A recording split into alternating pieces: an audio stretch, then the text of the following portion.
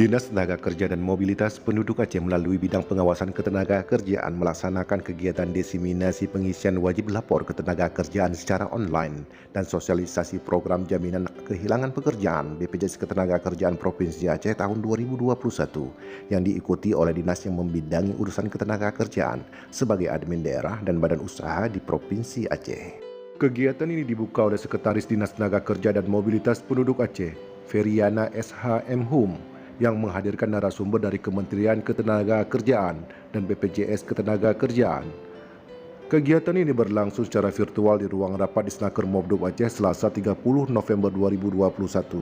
Semoga dengan adanya kegiatan diseminasi dan sosialisasi ini diharapkan para peserta nantinya dapat melaporkan kondisi ketenagakerjaan pada badan usahanya sesuai dengan aturan ketenagakerjaan.